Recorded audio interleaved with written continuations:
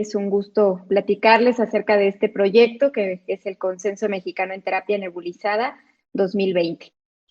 Y bueno, pues este proyecto fue realizado principalmente por este grupo que está conformado por neumólogos pediatras y por un terapeuta respiratorio que pues todos ellos contribuyeron de forma importante para realizar este grande proyecto y con sus conocimientos en el área de la terapia respiratoria. Una guía de práctica clínica, pues siempre lleva un buen tiempo para realizarse, implica principalmente estos 4 pasos: el desarrollo, la diseminación, la implementación y la evaluación del impacto. Actualmente, pues en cuanto al consenso, nos encontramos en la parte del desarrollo que se ha concluido y finalmente pues iniciaremos la diseminación. Hay algunas diferencias con la guía de práctica clínica y el consenso. Una guía de práctica clínica, pues finalmente será un documento en el cual pues, va a estar basado en la evidencia científica, que se realizan una serie de lista de preguntas clínicas que se desean responder y finalmente pues se busca toda la literatura de forma extensa para poder dar respuesta a esas preguntas y al final pues tener esta redacción de recomendaciones y que estas recomendaciones sean validadas también por un grupo de expertos. Participan tanto expertos clínicos como expertos metodólogos, que finalmente pues son los que harán que estas recomendaciones sean pues en realidad claras, sean precisas y que sean también fáciles de aplicar en nuestra población y que tengan como parte el desempeño también de evaluar el riesgo y el beneficio de cada una de las recomendaciones. Y bueno, pues el consenso formal de expertos, que fue lo que hicimos en este consenso de terapia nebulizada, pues no alcanzaba para hacer una guía a la evidencia, pues muchas veces tenemos una evidencia que es débil en esta área, entonces pues se quedó como un consenso formal de expertos. No quiere decir que sea poco valioso, sin embargo, pues tiene otra metodología adicional a lo que es una guía de práctica clínica. Esta guía, pues, este consenso, perdón, pues lo que intentamos de la misma manera que en una guía es responder ciertas preguntas que nos planteamos y estas preguntas también deberán ser respondidas en base a la literatura que buscamos, en base a la literatura que se puede analizar y de esta forma pues damos una recomendación.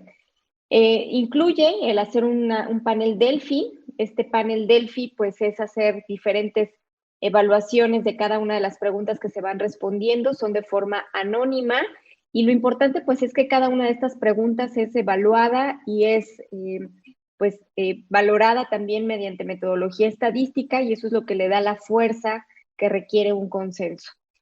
Esto es como se va respondiendo cada una de las preguntas, cada uno de los participantes pues va dando su punto de vista y argumentamos la respuesta y solamente cuando una pregunta no alcanza un consenso entre los diferentes expertos, pues se hacen diferentes vueltas para poder llegar finalmente a una recomendación que pues es lo que le va a dar el fundamento a nuestro documento. Entonces, al final, pues tenemos una participación multidisciplinaria de metodólogos, de los clínicos expertos y pues finalmente pues tenemos este documento del consenso. Este es el contenido actual del consenso y pues como pueden ver tiene diferentes módulos, cada uno de los módulos pues fue revisado de forma extensa con diferentes preguntas como les menciono y con una validez metodológica para dar respuesta a cada una de ellas. Es difícil hablar de todos los puntos en este tiempo y pues les hablaré solamente de algunos puntos importantes. Este es uno de los capítulos principales, la ciencia aplicada en los medicamentos inhalados y la biofísica de los aerosoles, que finalmente es la base de esta terapia nebulizada. Hablando de terapia inhalada, sabemos que es muy importante saberla emplear y utilizarla en los pacientes que tienen enfermedades respiratorias, tanto agudas como crónicas. Y lo que nos permite una terapia inhalada es dar un medicamento que llegue bien al sitio de acción, que tenga una concentración mínima a nivel sistémico, que esto nos habla de los efectos secundarios.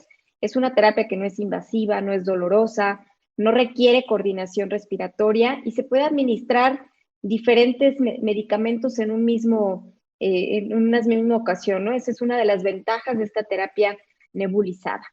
Y bueno, pues hablando de algunas definiciones que están incluidas, un aerosol es toda la dispersión de un sólido o un líquido en un gas, que puede ser un aerosol de dosis medida, puede ser una nebulización como tal.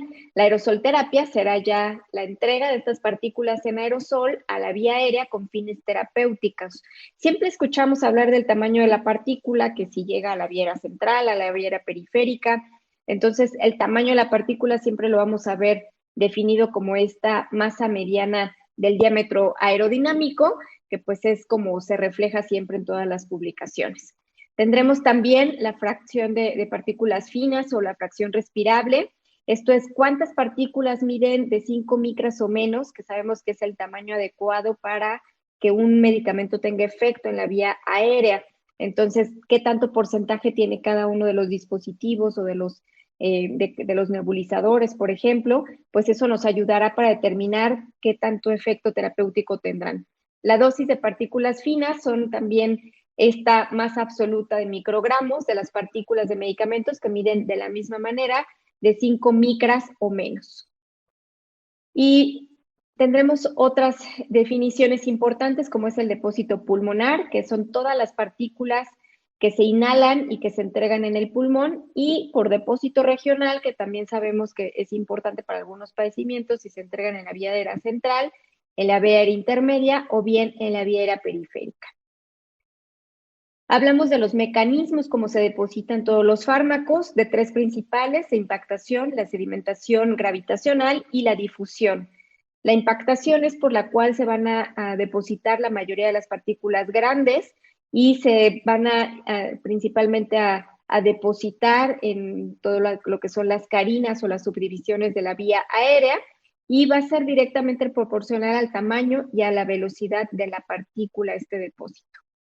También hablamos de la sedimentación gravitacional. Por este mecanismo es que se depositan la mayoría de las partículas de 5 micras y menos, y pues estas son las que se depositan al viajar durante la inspiración y finalmente se impactan y se depositan por gravedad.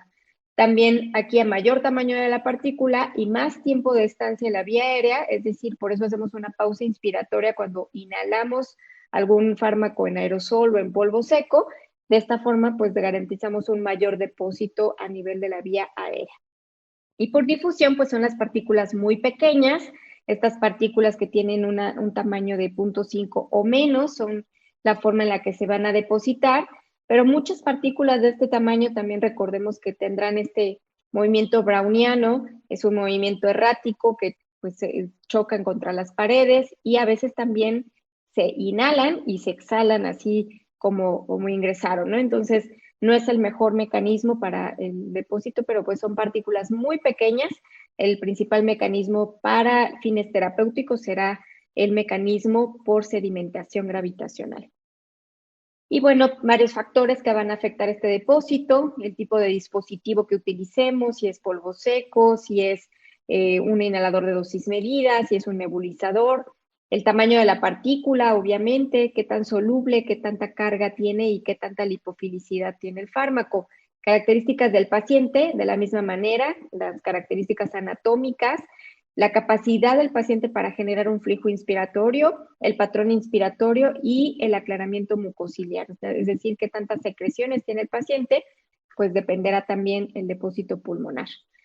Hablamos del tamaño de partícula ideal, como les decía, pues partículas de menos de 5 micras, entre 1 y 5 micras es lo ideal para el depósito pulmonar, pero vemos, por ejemplo, la diferencia regional dependiendo del tamaño de partículas, ¿no? Si es un depósito pulmonar total, pues también partículas alrededor de 1.5 micras tendrán pues un desempeño muy parecido a aquellas de 3 micras, por eso es ese rango de masa respirable. Sin embargo, pues partículas de 3 micras tendrán un mejor depósito a nivel de vía aérea central, y a nivel periférico las partículas alrededor de 1.5 micras. Si ven, pues las partículas más grandes, aquí el problema es que muchos se van a depositar en orofaringe, y de aquí pues que no sea tan recomendable utilizar partículas tan grandes para el depósito pulmonar, ¿no? Para la terapia respiratoria.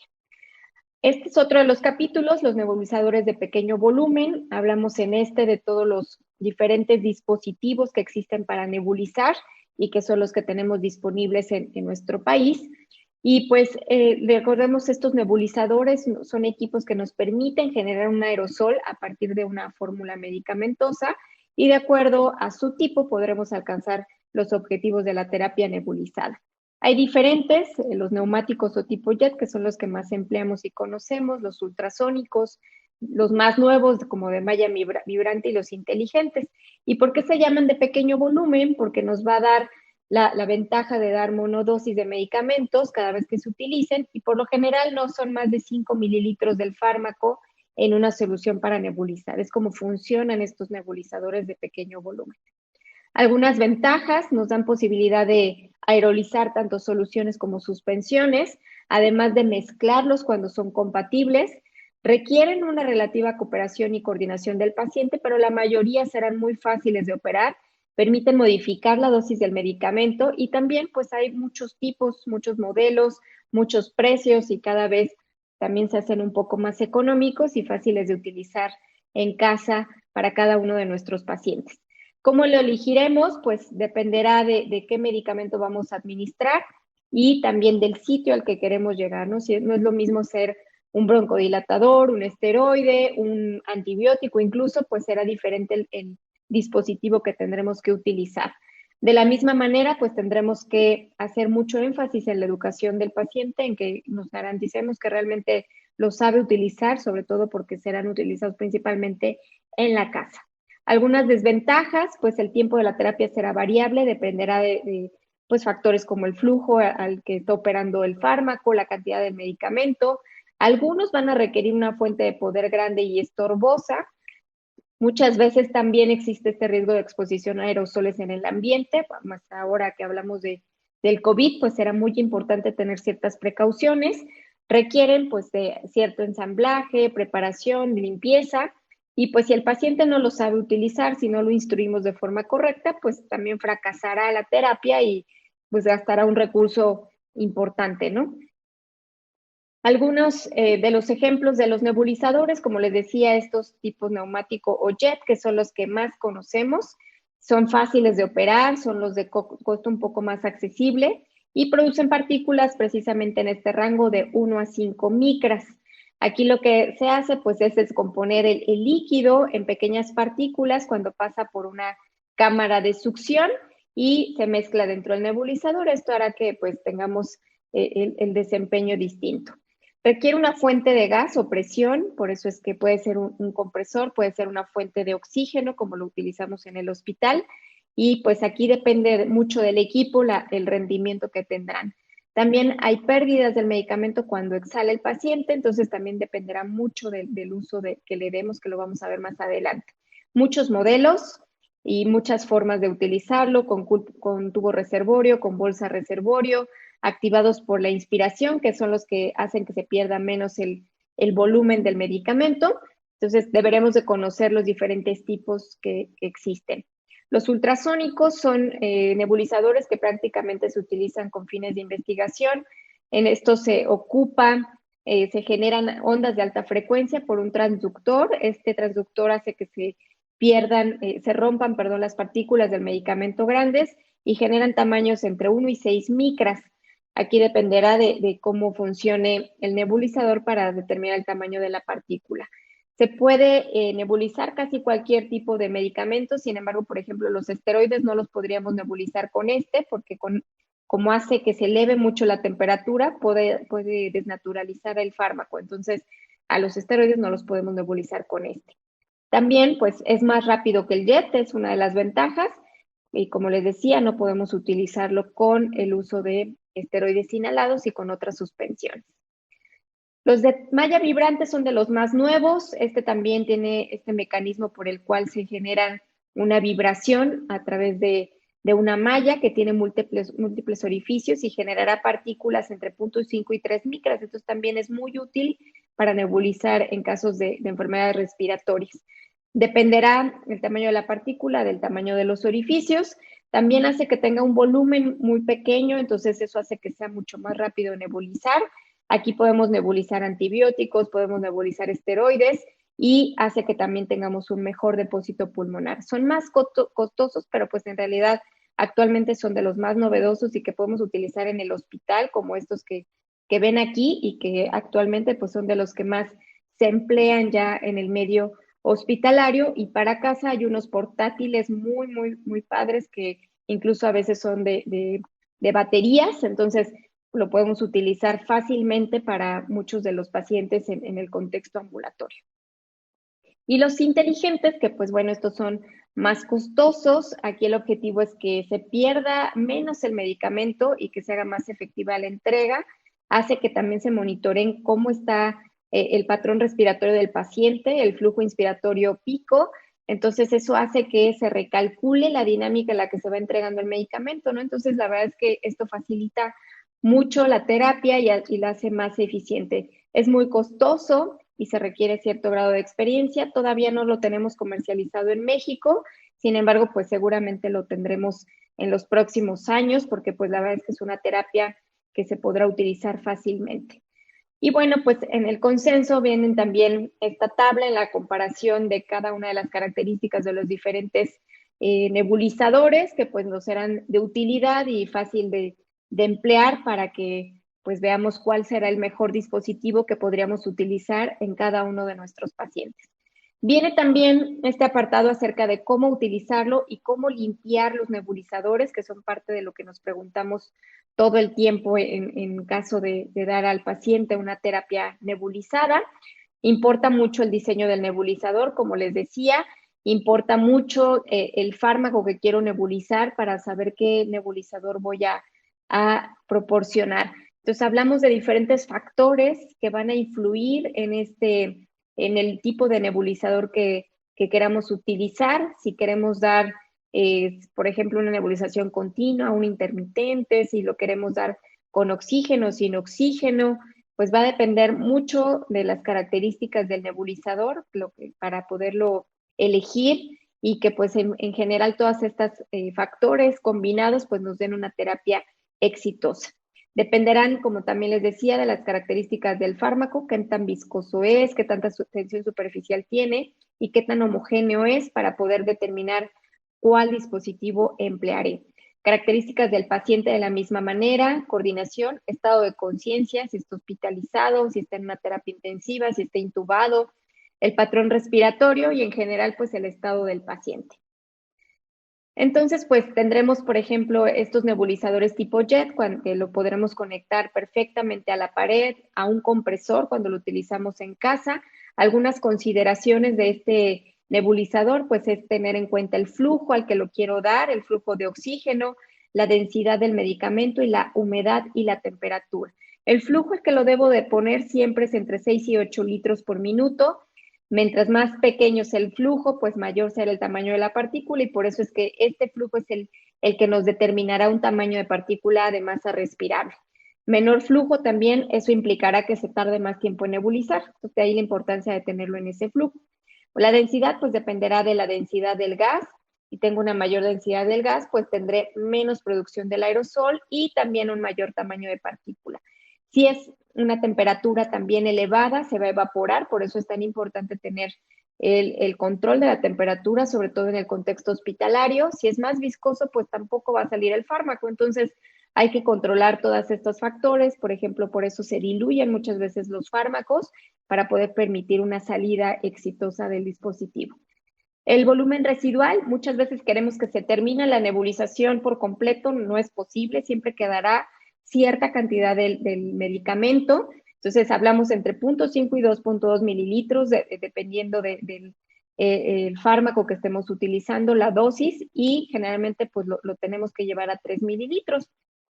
No va a depositarse todo. Entonces, por ejemplo, de la dosis total, del 50% se emite por el nebulizador, 50% está en este rango respirable, y el 40% va a ser inhalado únicamente por el paciente. Y de esto, solo el 10% tendrá un depósito pulmonar importante. Entonces, de ahí que también lo tengamos que llevar a cierto volumen. Y quedará siempre ese volumen residual y dependerá del tipo de el medicamento y del tipo del dispositivo.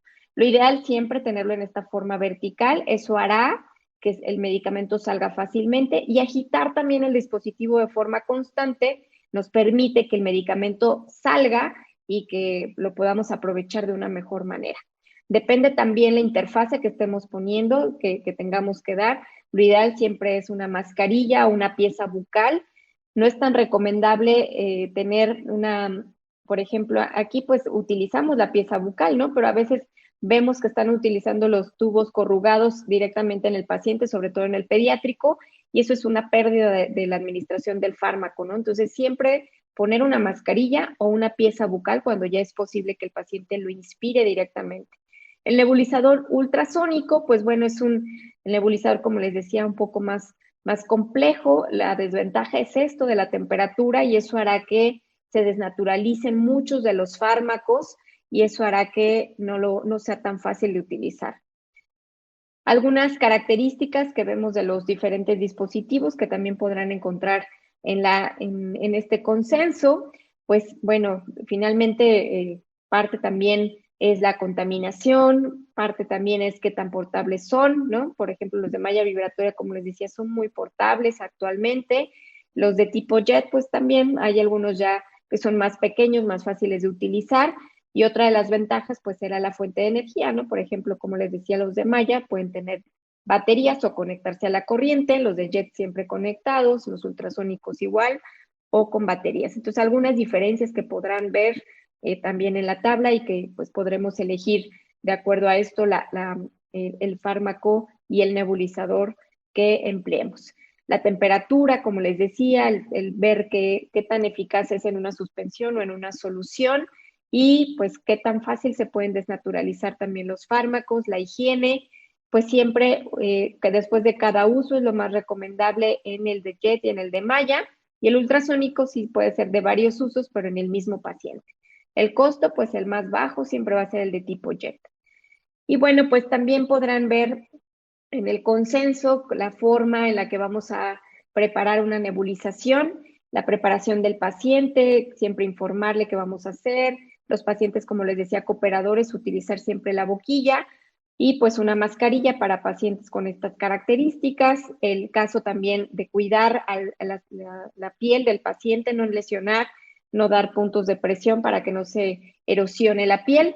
Y bueno, pues en el domicilio, en el hospital, pues siempre deben de estar en posición Fowler o semi-Fowler cuando los pacientes están inconscientes, ¿no? Pero lo ideal es que siempre estén sentados para que podamos dar una nebulización correcta.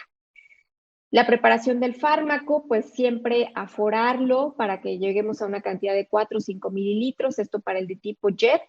Y eso, pues como les decía, si tenemos más volumen, pues sí, vamos a tardar más tiempo en nebulizar, pero bueno, aquí lo ideal es tener una cantidad adecuada para que el paciente lo inhale de forma correcta.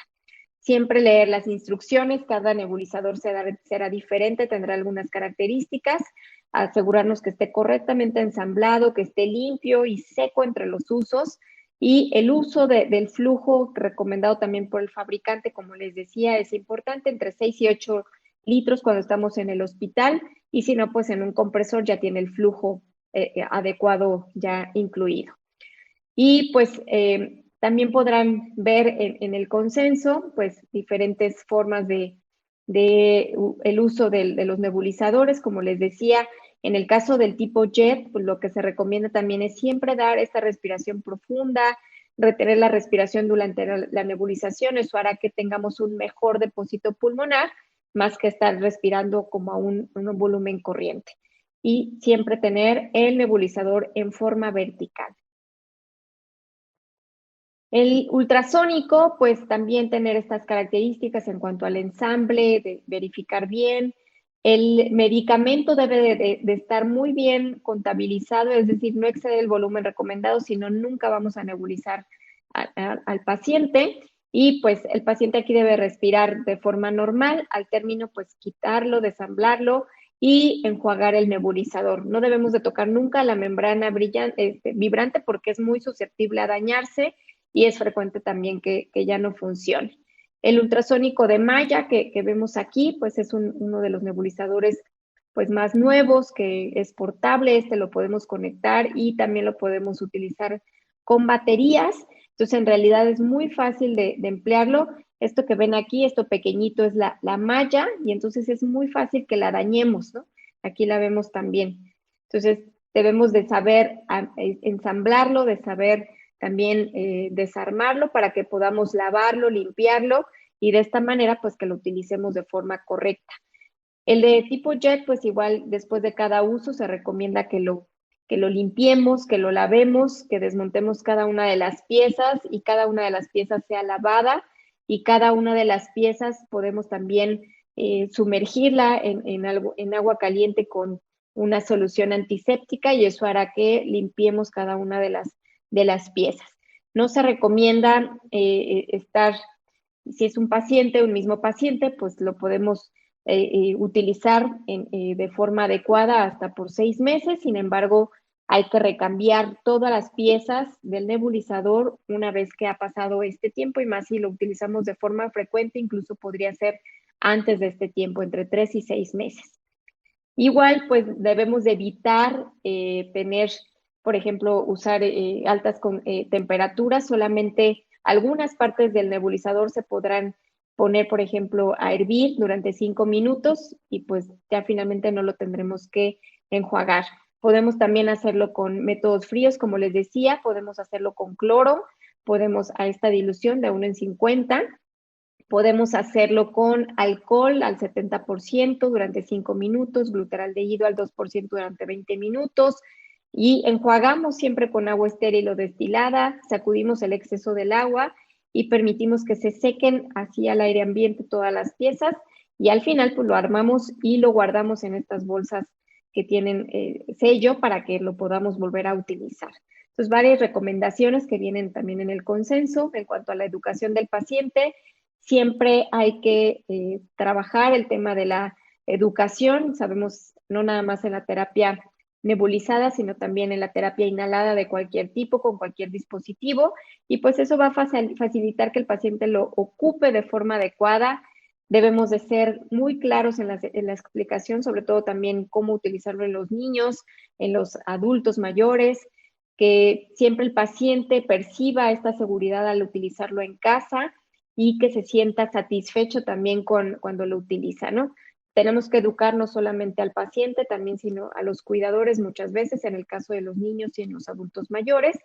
Y pues vendrá también en el consenso esta forma de educación en cuanto a cómo el paciente lo debe utilizar en casa. Entonces pueden darle estas recomendaciones al paciente. La verdad es que es muy fácil de utilizar, y pues lo van a tener como en anexos dentro del consenso. Para utilizar los más frecuentes, el de jet, como lo vimos, y el de malla vibrante, y eso es parte de lo que se incluye. También hablamos acerca de las fórmulas de medicamentos disponibles y la presentación nebulizada. Y pues bueno, todos los fármacos sabemos que no todos están hechos para nebulizarse. A veces utilizamos medicamentos que no están diseñados para esto.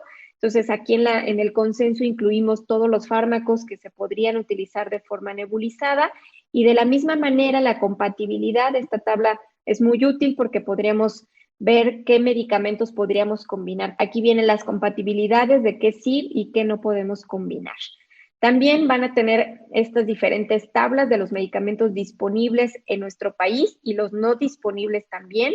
Sin embargo, pues vienen los disponibles con todas las dosis y presentaciones que tenemos, la forma de la administración, las dosis y las recomendaciones para cada uno, incluso el tipo de nebulizador que deberíamos de utilizar, ¿no? Entonces, por ejemplo, están los beta-2 agonistas de acción corta, los anticolinérgicos de acción corta, estas combinaciones como broncodilatadores. Los que no están disponibles también los incluimos, porque pues también en Latinoamérica hay otros países en los cuales sí existen los esteroides inhalados, las presentaciones diferentes que hay, y las recomendaciones también del uso y las dosis tanto en adultos como en población pediátrica. Los mucolíticos, que únicamente en nuestro país está disponible la alfa-dornasa y las soluciones hipertónicas salinas. Los antibióticos y antifúngicos que se pueden utilizar también, los que están disponibles en nuestro país, y pues otros medicamentos que quizá no están para todos, digo, de uso, por ejemplo, el Iloprost para tratamiento de hipertensión pulmonar y todos los, igual, los que no estuvieran disponibles, pero que podrían ser incluidos después. Otros fármacos que frecuentemente se nebulizan y que no están disponibles para inhalar en nuestro país, también pues damos algunas recomendaciones de lo que no deberíamos de nebulizar. Las indicaciones en las enfermedades también en las que las empleamos, sobre todo el grupo de broncodilatadores y esteroides, y también las recomendaciones en pacientes críticos, esto también lo podrán encontrar en el consenso. Y también tenemos un apartado de nebulizaciones y COVID, y pues bueno, sabemos que nos da miedo nebulizar por el riesgo de transmisión de SARS-CoV-2, esto sobre todo cuando ya tenemos una prueba positiva en un paciente, pero hablamos de esto, de precisamente del riesgo, de las precauciones que deberíamos de tener para controlar la infección y las medidas que debemos de tener con el personal de salud. Entonces hablamos siempre de esta parte que pues sí sabemos que es un riesgo nebulizar al paciente cuando no tenemos las medidas adecuadas, sin embargo, hay recomendaciones en el paciente hospitalizado y en casa que podemos tomar en cuenta para poder nebulizar a un paciente. Y pues finalmente lo que queremos es dar un mejor control de infección. Sabemos que la mejor forma sería darlo también con una aerocámara y con un inhalador de dosis medida presurizado, pero si no podemos ponerlo así, tendríamos que nebulizar. Y pues muchas veces sabemos que el paciente va a ser con una infección respiratoria aguda, va a ser difícil que lo tenga de forma efectiva con estos dispositivos y de ahí que tengamos que nebulizarlo. Se utilizan también estos nebulizadores de malla vibrante con pieza bucal o mascarilla. Eso es mejor porque es lo que hace que se pierda menos fármaco alrededor del paciente, como sucedería con los nebulizadores tipo JET. Entonces, lo ideal sería utilizar estos nebulizadores de malla vibrante y cuando llegamos a utilizarlos de tipo JET, también lo recomendable es que al paciente le pongamos una mascarilla quirúrgica. Por ejemplo, se recomiendan las nebulizaciones en estas situaciones si el paciente tiene enfermedad respiratoria grave y potencialmente mortal, ahí pues es recomendable nebulizarlo. Pacientes poco cooperadores y que no logren seguir las instrucciones con un inhalador de dosis medida y una aerocámara, y pacientes en los que no haya respuesta al tratamiento ya con estos dispositivos también. El personal de salud y en general en casa igual deberíamos de tener un EPP adecuado, incluir una máscara N95, gogles, guantes de látex o nitrilo y una bata resistente a líquidos. Esto es más en el contexto hospitalario. No recomendamos nebulizar en el consultorio debido a este riesgo de aerolización. Y en domicilio, pues que el paciente esté en su habitación con ventilación y que se mantenga esta circulación de aire, y eso hará que también se mantenga el paciente aislado, obviamente, de otras personas y que no tenga contacto con otras personas durante la nebulización. Y pues bueno, estos son algunos de los puntos que tocamos en el consenso. Vienen obviamente también otras recomendaciones, como también en el paciente en terapia intensiva, el paciente con ventilación mecánica no invasiva y pues de forma un poco más extensa lo que les acabo de explicar.